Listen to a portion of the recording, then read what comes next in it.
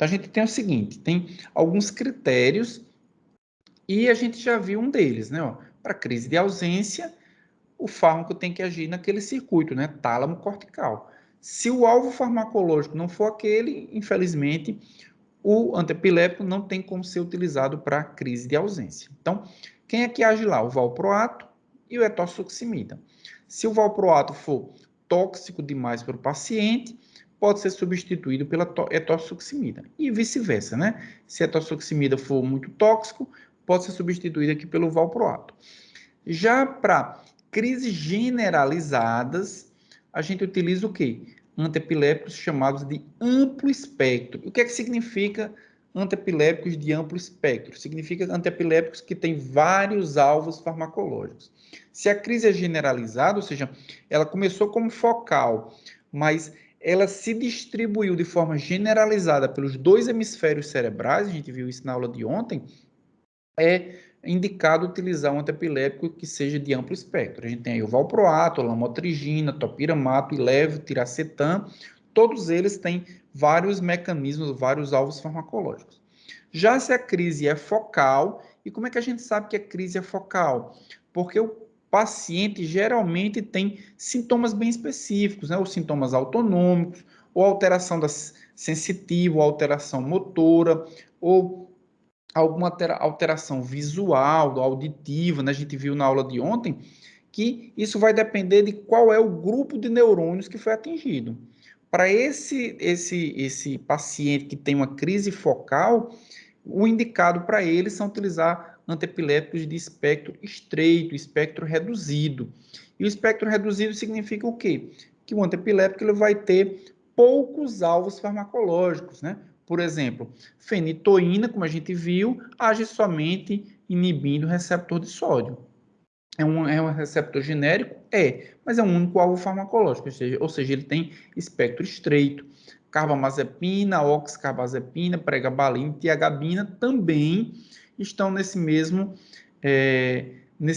modelo, né? Eles têm um espectro reduzido e podem ser utilizados, devem ser utilizados para crises focais. E essa daqui seria a resposta para a pergunta número 3, né?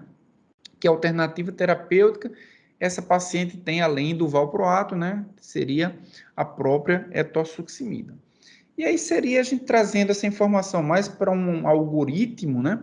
A gente tem aqui crises focais.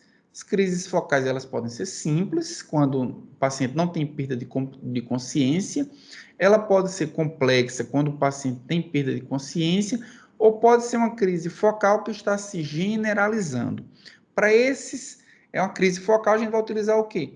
Fármacos antiepiléticos de espectro estreito.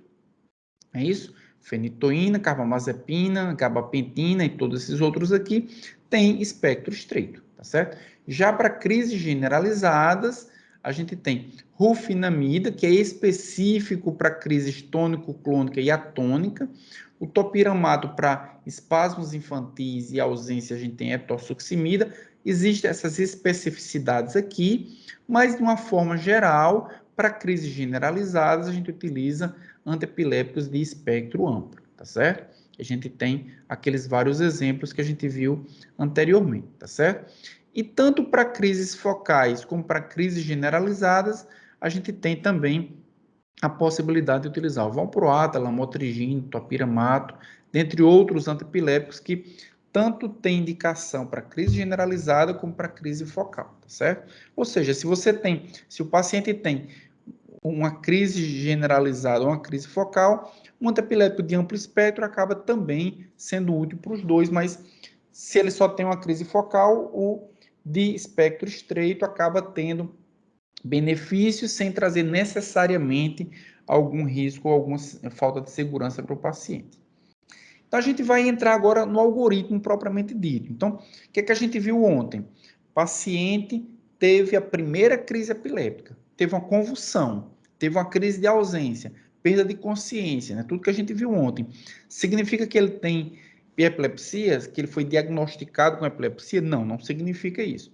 Ele precisa ter o quê? Uma segunda crise para só então receber o diagnóstico de epilepsia. Recebeu o diagnóstico de epilepsia, aí ele vai começar o tratamento, Ele vai entrar com o primeiro fármaco antiepilético. E esse primeiro fármaco antiepilético vai ser decidido de que forma? Baseado em qual tipo de epilepsia. Por isso que existem tantos fármacos antiepiléticos, porque os tipos de epilepsias, né, a fisiopatologia dos diversos tipos de epilepsia, o tratamento vai ser específico para aquele alvo farmacológico mais adequado para o tipo, tá certo? Então, ele vai receber a primeira droga antiepilética, a gente vai observar se essa primeiro fármaco antiepilético ele vai conseguir tratar, vai suprimir as crises, mas o paciente aqui está mostrando que ele teve uma terceira crise antiepilética. Qual é como é que vai ser feito o manejo desse paciente? Ele estava utilizando a primeira, ele agora inicialmente vai aumentar a dose. Veja que aqui estava no verde um tom mais claro, passou para um verde com um tom mais escuro, ou seja, o mesmo fármaco aumentou a dose para tentar reverter, ou para tentar suprimir essa crise epiléptica. Mas o paciente teve mais crise, ou seja, esse aumento da dose não foi suficiente para o paciente controlar a crise epiléptica. O que é que você vai fazer? A opção agora é substituir esse fármaco antiepilético por um outro fármaco, por uma segunda droga antiepilética, de preferência que tenha um mecanismo distinto da primeira, tá certo? Mas o paciente continuou tendo crise epiléptica, continuou convulsivando.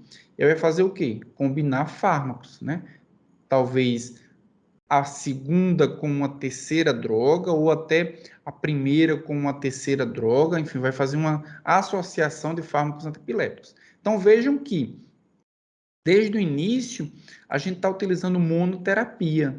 Só aqui é que fez uma associação. Então, a associação é uma das últimas opções a ser utilizada para tratar a epilepsia.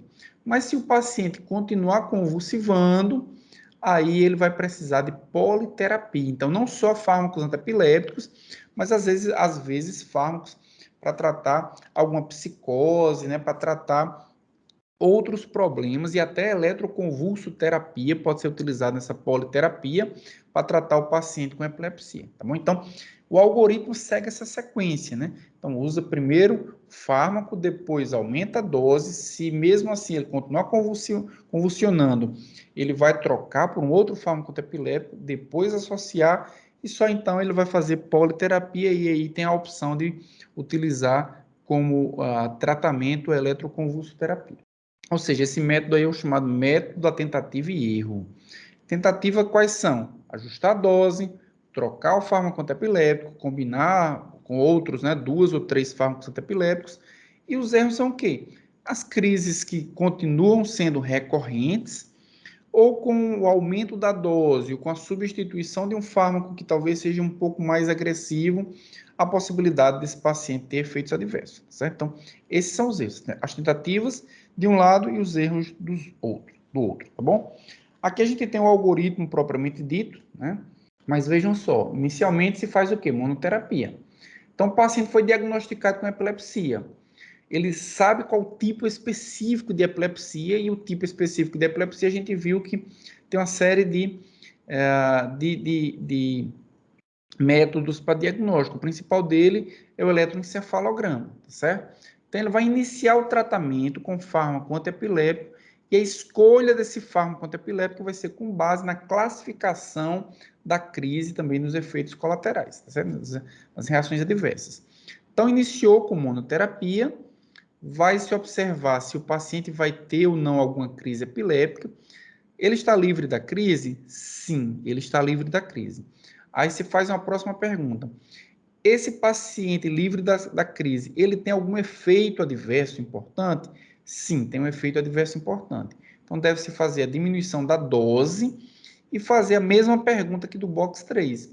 Diminuir a dose. Essa diminuição da dose está comprometendo o controle da crise ou não? Tá? Então, diminui a dose. Se ele continuar sem crise, ele vai ser tratado por 2 anos com aquele fármaco antiepilético escolhido, naquela dosagem menor que não está causando efeitos colaterais, tá certo? Mas não, ele não tem nenhuma reação adversa. Então, observa-se questões de qualidade de vida. E quais são as questões de qualidade de vida? a frequência das crises, a gravidade das crises, se o paciente tem associado alguma depressão, se tem ansiedade, questões de isolamento social. Mas se essa qualidade de vida, né, essas questões, esses indicadores de qualidade de vida, dizem que a qualidade de vida do paciente não é ideal, deve-se explorar questões e encaminhar para o profissional adequado para que ele trate essas questões da qualidade de vida, né? Da depressão, da ansiedade, do estigma, do isolamento social, dentre outras coisas. Se a qualidade de vida do paciente é ideal, continuar o tratamento atual, que não tem reação adversa, está controlando as crises, não está interferindo na qualidade de vida do paciente, vai continuar. E se ele estiver livre das crises por 2 anos, que foi o que a gente viu ontem, né, considerar a retirada. Se em 2 anos ele tiver alguma crise, box 3, ou seja, teve crise, ele leva em consideração tudo que a gente viu anteriormente. Mas se a gente olhar agora para esse outro lado, né, esse outro lado aqui é um lado bom, um lado que você está controlando tudo, né? Está livre da crise, não tem reação adversa, qualidade de vida ideal, aí tudo certo. Mas desse outro lado aqui é quando as coisas não funcionam tão bem assim. Então, está livre da crise? Não. Aí a próxima pergunta é, ok, não está, ele está tendo crise convulsiva ainda. E os efeitos colaterais com fármaco escolhido, eles são intoleráveis? Não, não são intoleráveis. Então, para controlar essa crise, talvez seja importante aumentar a dose do fármaco antiepiléptico. Mas sim, os efeitos são intoleráveis. Então, não tem como você aumentar a dose. Ele não está livre da crise e mesmo assim tem efeitos adversos. Então, deve-se fazer uma substituição, melhor, uma associação, né? Aqui a gente tem o aumento da dose e aqui a gente tem a associação que eu mostrei no slide anterior. Deve fazer uma associação de fármacos antiepiléticos. Só que, de que forma? Diminuindo a dose do primeiro, que estava causando efeitos adversos, e acrescentando o segundo para tentar controlar a crise. E aí faz a mesma pergunta que o box 4, né? O paciente com essa mudança está livre da crise? Sim. Se está livre da crise, considerar a retirada do primeiro fármaco antiepilético, aquele que estava causando reações adversas. Mas se ele ainda continuar tendo crise, faz a pergunta, esse paciente tem efeitos colaterais com esse tratamento escolhido? Sim, se ele tiver efeitos colaterais com o tratamento escolhido, retirar o fármaco antiepilético menos efetivo e fazer a substituição por um segundo fármaco antiepilético e perguntar se ele está ou não livre da crise. Se ele tiver sem crise, continuar o tratamento por 2 anos até que esse paciente ele seja completamente curado, como a gente viu na aula anterior, tá certo? Se ele continuar tendo crise, reconfirmar o diagnóstico, considerar outras medidas como cirurgias ou outros fármacos antiepiléticos ou até estimulação do nervo vago, né? Eletroconvulsoterapia que eu falei anteriormente. E por esse outro lado aqui, se os efeitos colaterais não forem toleráveis, há uma possibilidade ainda de aumentar a dose do segundo, verificar a ocorrência de interações e verificar também a adesão ao tratamento. Então vejam que não é simples fazer o acompanhamento e o tratamento de um paciente com epilepsia, considerando que existe uma possibilidade muito grande do paciente ter reações adversas, existe uma possibilidade muito grande também do paciente ter interações medicamentosas, tá bom? Quando a gente olha para esse esquema aqui, a gente pode ver também que nem sempre é muito eficaz o tratamento. Então, o paciente foi diagnosticado, ele vai iniciar com a primeira monoterapia, não é isso? 47% dos pacientes que fazem uso, eles ficam livres da crise já no primeiro fármaco antiepilético escolhido, mas vejam que isso aqui não é nem metade. 53% continuam com a crise não controlada. Esses 53%, eles vão fazer uma tentativa com um segundo fármaco antiepilético, né, em monoterapia ainda. Desses 53%, em média, 13% fica livre da crise e 40% continuam tendo crise epiléptica, como a gente viu anteriormente. E aí eles vão tentar um terceiro fármaco antiepilético, ainda em monoterapia. Veja que aqui, por enquanto, não tem associação nenhuma. Desses 40%, 1% é que vai ficar livre da crise, 39% a crise não controlada e aí ele vai entrar na terapia adjuvante. A terapia adjuvante leva em consideração a eletroconvulsoterapia, leva em consideração fármacos antipsicóticos, leva outras classes farmacológicas que não apenas os antiepiléticos. E quando ele faz a terapia adjuvante, desses 39% que não conseguiram controlar a crise, só 3% estão livres da crise e 36% são aqueles.